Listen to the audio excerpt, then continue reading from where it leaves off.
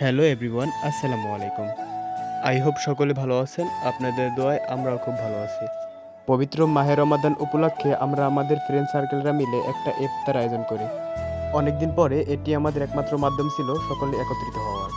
ওমা, বাসা থেকে বের হতেই দেখি এরা সবকিছু আগেভাগে নিয়েই সবার আগে রেডি। আমি এসে বললাম, কিরে কি খবর, এত তাড়াহুড়া কিসের? এদিকে তো বন্ধু আমার বলতেছে, বন্ধু রোজা থাকি আর না থাকি ইফতারি করতে বেরো, আগে ইফতার করি।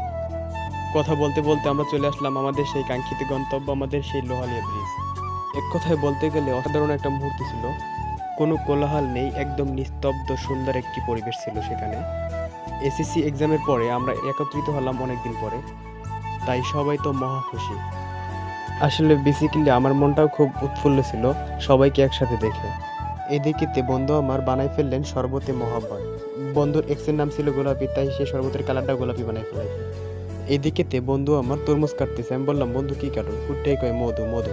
কোন মেজাজটা কেন না খারাপ লাগে। পাশ দিয়ে আরেকজন উঠেই কয় রসমালাই রসমালাই। যাক, রসমালাই হোক তরমুজ হোক সবই এক কথা।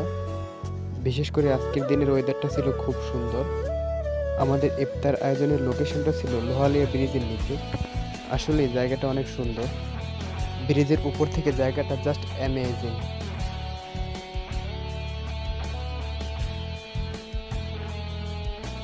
এরপর ইমাম সাহেব একটু দোয়া দুরূদ করলেন এবং মিলাদ করে আমাদের জন্য দোয়া করলেন।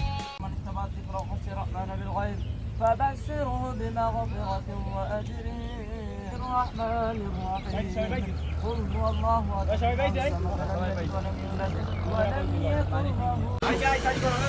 له একজন তিনজন চারজন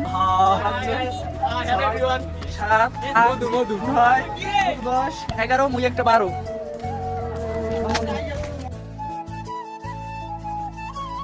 তো আজকের মতো এইটুকুই। আল্লাহ হাফেজ, ভালো থাকবেন, সুস্থ থাকবেন এবং নিজের খেয়াল রাখবেন।